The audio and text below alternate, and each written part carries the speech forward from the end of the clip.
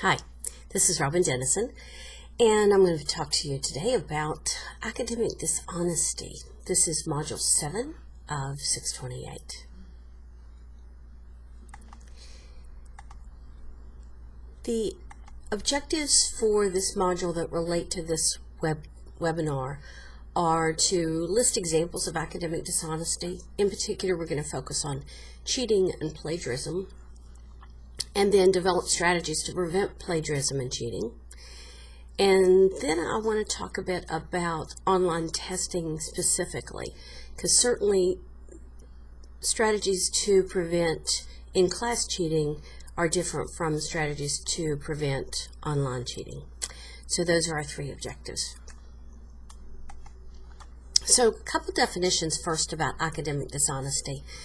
The first one is intentional participation in deceptive practices regarding one's academic work or the work of another. And then acts which may subvert or compromise the integrity of the educational process. So those are two great definitions, but a little bit different. So as I said, the two that I'm going to focus on are cheating and plagiarism. And cheating is unauthorized help, either with testing or with assignments. And it can even include someone going in to take the test for you. Online, that's an easier thing to do. And of course, new technology is being developed to try to prevent that. But certainly in the past, it wasn't at all difficult for me to give someone my password and have them take an online test for me. Also, working together when it's supposed to be an individual assignment. That's another form of cheating. Plagiarism is presentation of work for credit that is not one's own work. And this can certainly be having, again, unauthorized assistance, as well as even buying papers.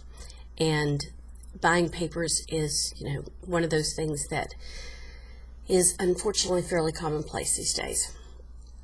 Do keep in mind that academic dishonesty does not have to be intentional. And that is, so many times students will say, I didn't mean to plagiarize, I didn't know. So we're going to talk about ways to make sure that they know, so that when there is plagiarism, it is clearly called as plagiarism. So why do students participate in academic dishonesty? I thought about this a lot. And I think first and foremost, there is such pressure when people are in school to get admitted into a program. For instance, in a lot of programs, freshmen potential nursing students are not really admitted into the program. And so as freshmen, they're trying to get that GPA at that level that they can get admitted into the program. Then, of course, they have to progress through the program. And finally, to be able to graduate and take NCLEX. I don't know of specific situations of cheating on NCLEX, although I think there was a case a few years ago where a test was stolen and distributed, things like that. But for the most part, we're talking about in-school cheating.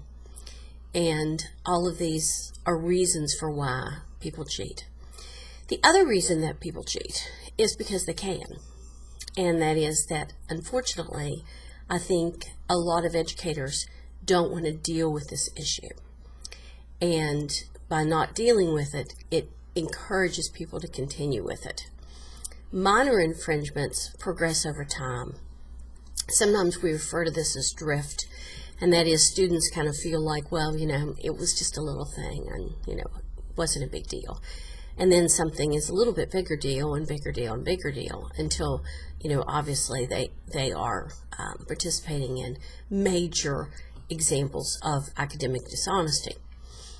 I always think about that frog again, right? And that is, if you put a frog in hot water, he jumps out. If you put the frog in cold water and then gradually increase the heat, he boils. And I think that that's what we see a lot of times is minor infringements, and they just kind of continue to accelerate. Another thing you hear is everyone does it. And so, why shouldn't I? students will many times say, the students who cheat end up with a better grade than I get, but I'm honest. And the issue is, of course, that the people who are cheating aren't caught, and they're not punished, and therefore it continues and continues. And the people who are honest have that pressure to not be honest, because again, they're making lower grades than the people who are cheating. So in their mind, it becomes justifiable. So there are some things that have happened over the last few years that really do increase the ease at which students can cheat. In particular is the World Wide Web. And that is, with the internet, you can go on and you can purchase term papers. Sometimes you don't even have to pay for them. You can copy and paste from a website into your paper. And oh my goodness, have I seen that so many times. I had an example with a graduate student, and this is probably my most appalling example, where she actually left the hyperlinks in. And, when I confronted her with it, she's like, oh no, I didn't cheat. Oh no, that's my original work. And I said, you left the hyperlinks in. She actually accused me of putting the hyperlinks in. And quite appalling is this was someone who actually worked at a very prestigious federal institution. And, obviously I couldn't, but in many ways I wanted to call her employer and say, this is the degree of academic integrity that one of your employees has. It's appalling. There are sites with very clear-cut instructions to students on how to cheat. And I did include in this module a YouTube to music that kind of shows ways that students cheat. And most of them you know about because you've been a student. And that's not to say that you've participated in any of them, but you've seen it. And you know how students do cheat. And we'll talk about some more of those as we go along. Other issues are technology. And that is certainly cell phones, I'll even say smartphones.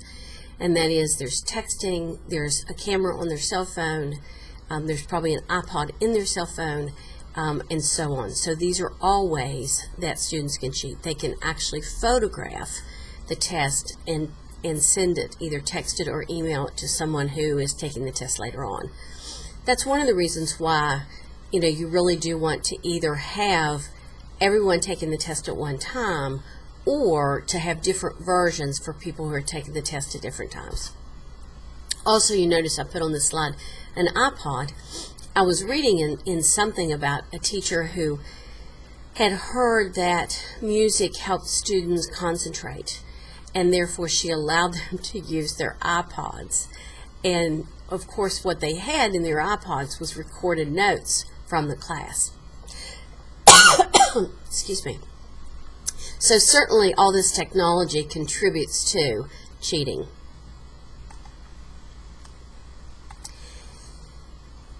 I feel strongly about the statement, and that is that if you turn a blind eye to this whole process, then you're really contributing to it. We must be diligent to prevent cheating, and otherwise we have absolutely no integrity of our academic system. So it's uncomfortable to confront these issues, but you really must. Not only is it unfair to the other students who are not cheating, it is a potential hazard to the future safety of patients that this student may be caring for. And this certainly includes new grads who are out in the practice setting and you're precepting, where you notice that they're making up vital signs or something like that. I had a situation where I was teaching in an associate degree program, and it was the last semester, and I was teaching clinical, and I had a student who was just not able to put everything together. And fourth semester, she's getting ready to graduate, and I gave her a failing grade for clinical. And what I found out, of course, she filed a grievance, and we had to go through that whole rigmarole. But what I found was that another instructor, during her very first semester had caught her falsifying vital signs and had not dealt with the issue. And now she's 4 semesters in, ready to graduate, and gets a failing grade for clinical. So things must be dealt with at the time they need to be dealt with, and not just let it go on till the point that this student really wasted 2 years of her life on this venture that, to be perfectly honest, she probably didn't have the academic or the integrity. I'll just say integrity, not just academic integrity to participate in. The other issue is an honor code. And I think that it's really important for us to talk about academic integrity, academic honesty, and to have an honor code. Does that mean it's binding? By no means. But people do think about things more when they have signed them. And that is, they say, oh, I signed an honor code. You know, I don't really think I should do that. So that's important. Talk about the whole issue of academic integrity. The other issue is talk about the consequences. You know, and say, if this happens, this will happen, and have a procedure in place. And I sincerely hope that you have leadership in your program to support you in the decisions that you make related to academic dishonesty. So let's talk a little bit about cheating.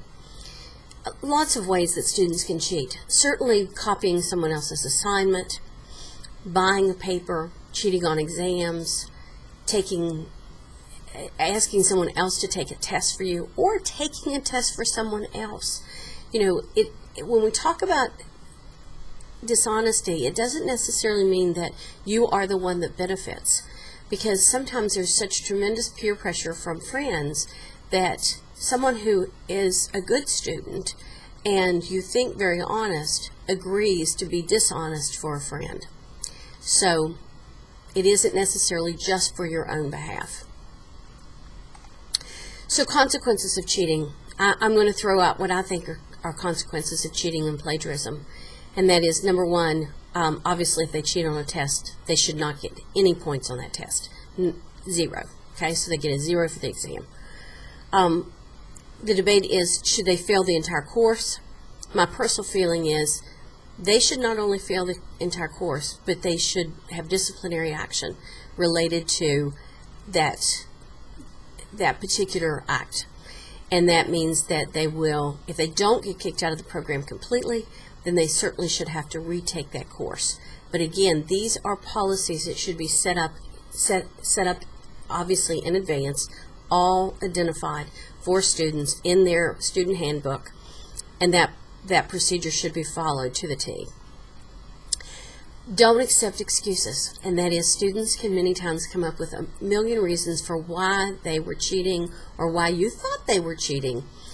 And I think it's very important that we recognize that students who cheat and plagiarize are dishonest. They're dishonest. And that will be a threat to patient safety in the future, because they may falsify vital signs, they may claim that they gave a drug that they really didn't give, etc. I'm going to give you an example that my husband actually gave me last night. I was working on this presentation, and he was telling me about this patient. My husband is an emergency medicine physician, and he was working last night, and he had a patient who, he kind of looked at their triage sheet, and their pulse ox was 97, and, he didn't, from everything, he didn't see any real need to get back in there immediately because he had other priorities. So when he does finally get to this patient's room, he realizes that the patient is on had been on 2 liters and was now on 4 liters by nasal cannula, and he had a pulse ox of 90. And so he asked the tech, why is this patient got oxygen on now? And she explained that, wow, the O2 sats were so low, and so we put him on some oxygen, and we're monitoring da-da-da-da-da. So he goes to the nurse who did triage and says, the triage sheet says that this guy had a pulse ox of 97, and now he's, really deteriorating. He actually ended up coding, by the way. And we're, where did you get the 97? She said, oh, I got it from something. She indicated that from some other sheet, she took this 97. And, you know, my husband was trying to figure out where did this 97 come from, because as best we can tell, she took it from an old chart. And the guy may not have been in the hospital. My husband works at a VA. He may not have been there in the emergency department for months. And she took a 97 from an old chart and documented that 97 as a current Hall-Sox. That's the kind of dishonesty that is perpetuated by us not dealing with these kind of things early on in students, new graduates, new nurses. So how do we prevent cheating on exams that are administered in class? First of all, you need to establish a culture of non-tolerance, and that is that students know that you're on the alert, that you're watching for cheating, you don't accept cheating, that there will be consequences for cheating. Talk about it. Safeguard your exams before and after use, and that means they should be locked up. One of the things that happens so many times is tests are photocopied, so they're in an office, and they may actually be unsupervised for periods of time when someone could actually slip in there and get a copy of the exam. When students come in to take an exam, everything needs to be placed at the front of the room. And that means cell phones need to be turned off and put in backpacks or purses, and those backpacks and purses need to be at the front of the room. They should not have any phones, no water bottles. Students will take the label off of water bottles and write on the inside of the label and have it there. You know, all I need is some water. No water. Even for a short period of time, you can go without water. They write on the bills of their caps. No caps. Kleenex boxes. Students will come in with those nice little personal Kleenex boxes, and they've written on the bottom of them. If you don't have them put everything in the front of the room, they will conveniently lay their notes at their feet in a way in which they can be read. So everything goes at the front of the room. Calculators, you have to decide if they actually need a calculator for this particular test. If they do need a calculator, then it should be a simple function calculator. No PDAs, no smartphones. And again, sometimes they'll say, oh, I need my phone for the calculator. No, you need a calculator for a calculator. Phones are too multifunctional. If they need scrap paper to do calcs, then you give them the scrap paper and you take it away when they're finished. Don't let students sit beside one another. And if your room isn't adequate size to allow alternate seat seating, interesting phrase, then you need a bigger room for your tests. Excuse me. Also, you need adequate numbers of proctors.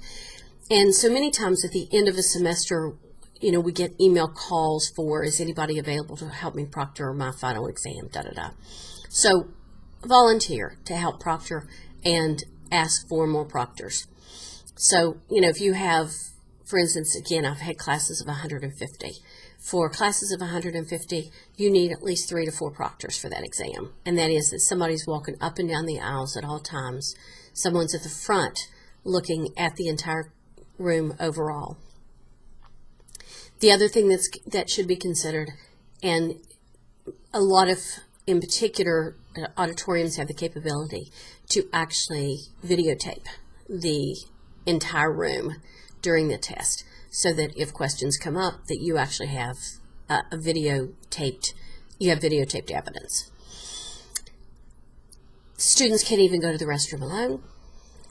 They should be accompanied by a proctor, because what happens many times is they go in there and they make a phone call or they text or whatever. Scramble your test items, scramble the answers within the test item, and or use alternative versions. So this is test 1 of this course, this is version A, I have version B. The person with version A sits beside someone who has version B. And ideally, the person in front of the person with version A has version B. It's difficult. Let's talk about online. And I've dealt a lot with online testing. And as you know, of course, in our program at Georgetown, tests are done typically that where we witness it. You're on screen and we're watching you take the test. So I know it's you taking the test and I can watch you during that time. However, you all know that even at Georgetown there are issues, and that is that people get bumped off Adobe, and so they're off camera for a period of time and things like that. So these are some general guidelines for online exams, and this is particularly when they're not proctored. And that is, if they're not proctored, then you have to really consider all tests open book. You cannot expect people not to open books. They will do it.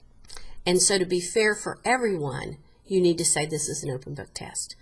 Now, the tests need to be of the level that it would be difficult for them to find an answer, okay? So they need to be application level. If they're simple knowledge level questions, then again, students are going to be looking for the answer. So consider that issue. And then if you're going to use knowledge level, then it should be considered kind of formative and not necessarily toward their grade. Excuse me, got a little tickle this morning. If your intention is evaluation, then you're going to use those higher level questions. And of course, if we're talking about midterm finals, ideally they should be proctored. Inform students about the content, the format, the rules, and the honor code in advance. And again, if we're doing it online, just accept the fact that it's going to be open book if it's not proctored. Limit the amount of time that students have, and I'm going to say that in two ways, and that is limit the amount of time that they have to take the test, and limit the amount of time that the test is actually open for them to take. And that is, it should take you about 1.5 to 2 minutes to take a question, an item. That's what certification exams give, and that's the way we kind of need to gear students. 1.5 to 2 minutes question. Any more than that, they start reading into the question anyway and probably do more poorly. So if I have a 50-item exam, I'm going to give 100 minutes to take that exam. The other thing is that I need to say, okay, if this is an online exam and it's non-proctored, you have between this time and this time to take the test. In the past, when I've done a lot of online teaching, I've allowed tests to be open for a 24-hour period. Excuse me again. And I thought that was okay. I know faculty members who allow the test to be open somewhere between like 72 to 96 hours, and that's crazy. Because what will happen is the students who start to take the test at the beginning will not do very well, and the students who are taking the test at the end of that period are doing really well because people have shared questions. So be careful about that. Again, make sure that everybody knows that the penalty for going over the limit. With Blackboard, for instance, it doesn't shut off at that 100-minute. Like I said, you have 50 questions and you have 100 minutes. At 100 minutes, it doesn't shut off. But what it tells me when I look at the report is it has an explanation point, which tells me that I have to manually accept that score. And what I generally do is if it's less than a minute, then I go ahead and accept it. But any more than that, then students are told in advance, if you go over, your test will not be accepted. Because what happens is they push the envelope and they want to take more and more time, and that's, again, not fair to the other students in the class. Shuffle your questions, shuffle your answers, and also in Blackboard has a program called Respondus Lockdown Browser that you can use. And what that means is that in essence the student cannot minimize the exam. So they can't minimize the exam and go to Google and look something up.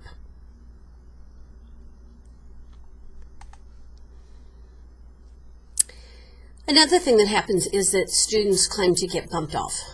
And, oh, I got bumped off, you need to reset for me. And what I have seen, and I have seen all these things, and you have probably seen things that I haven't seen and we'll talk about during the live seminars.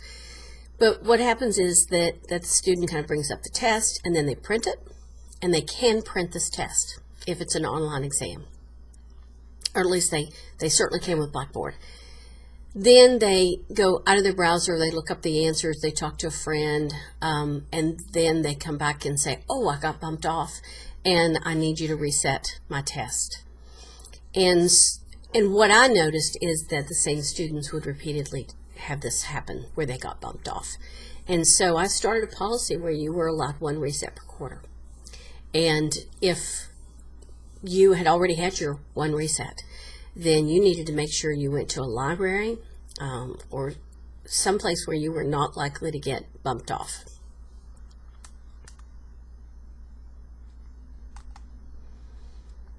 So if we're talking about really high-stakes summative evaluation like your midterms, your finals, your exit exam, definitely use proctors.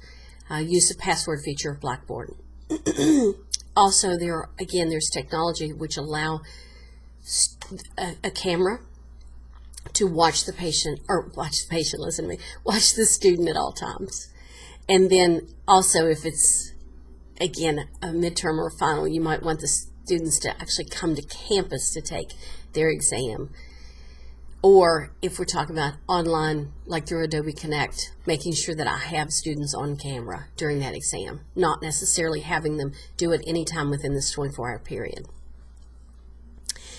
One thing that's kind of encouraging, believe it or not, is that the incidence of cheating is no more frequent in online than it is face-to-face. And that may really surprise you, but that's true because it's rampant in both, okay? And that is, it's really occurs with a very high frequency. And it's why, again, I say we have to do everything to prevent it. So consequences for cheating, again, 0 points for the exam and or failure of the course and disciplinary action. And then, again, no excuses. Let's talk about plagiarism. I did give you several links related to plagiarism because I usually share with students information early on about what is plagiarism and making sure that they know that plagiarism is not necessarily intentional. Plagiarism is the act or instance of using or closely imitating the language and thoughts of another author without authorization, and the representation of the author's work as one's own, as by not crediting the original author. And again, where we see this most of all is pickups from the internet, and that is that they pick up phrases from the internet and they just drop it into their paper and they don't cite it as such. So how do we prevent, detect, and deal with plagiarism?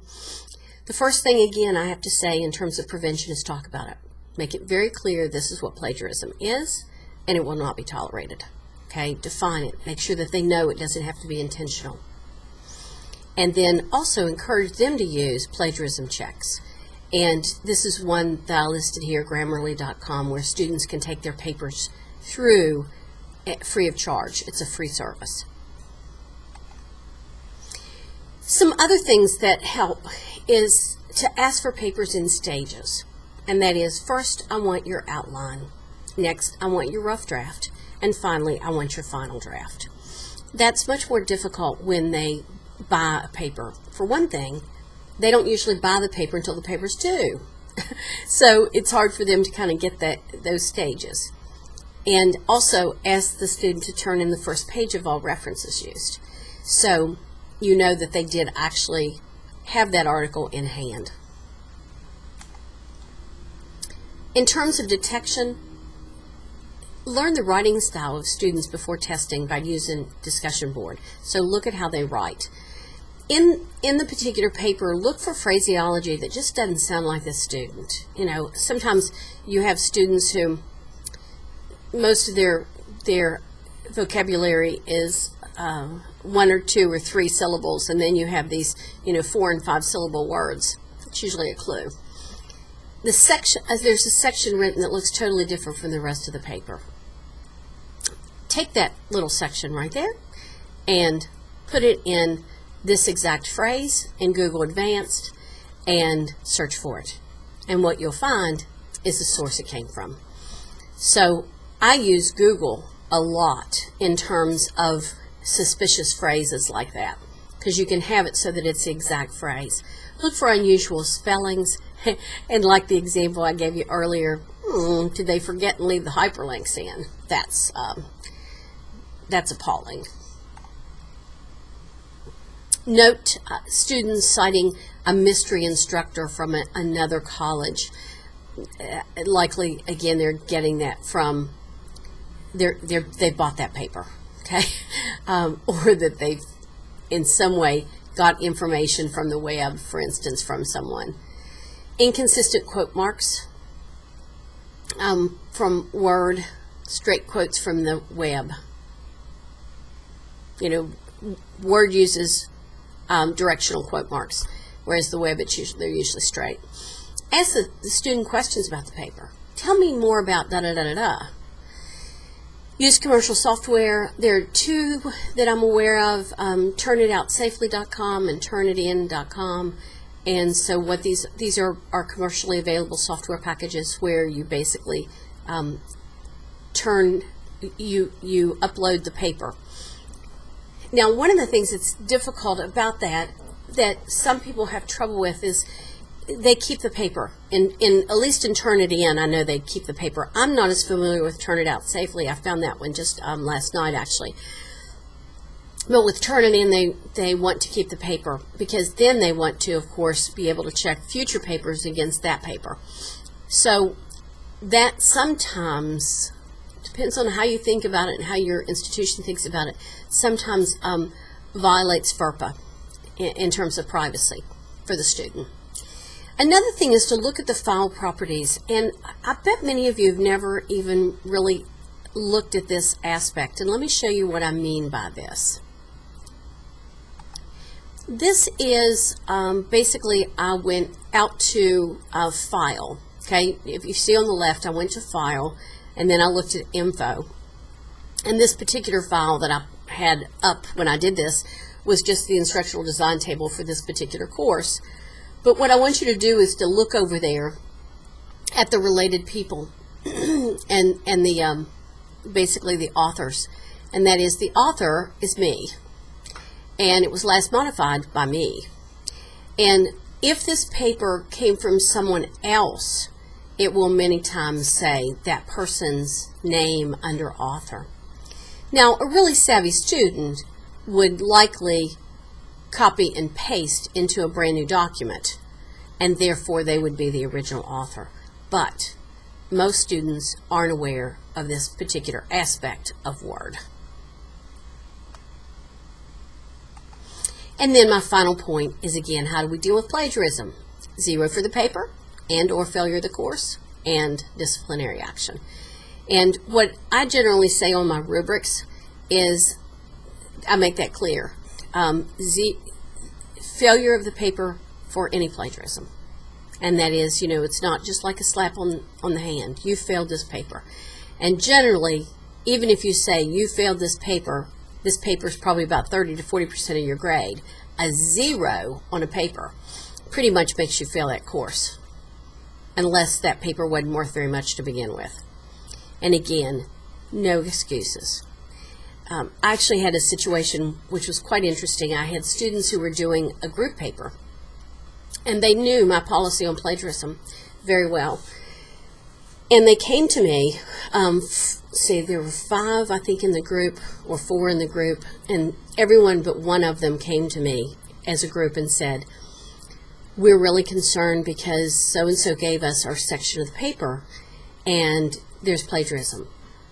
And we don't want her in our group anymore because we don't want to be punished because of her plagiarism.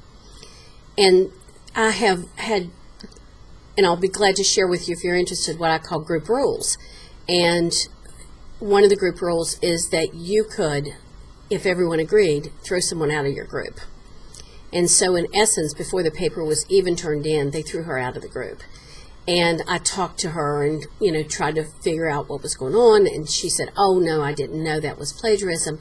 Do keep in mind that there are some cultural aspects to plagiarism, and that is in certain countries it's considered the ultimate compliment to take someone else's work and use it. So we had that discussion, and in essence she failed the course. I did obviously turn her into leadership to say this is a problem, and she I don't want to say she learned her lesson, but in essence she did clearly understand that what she had done was wrong and that it would not be accepted.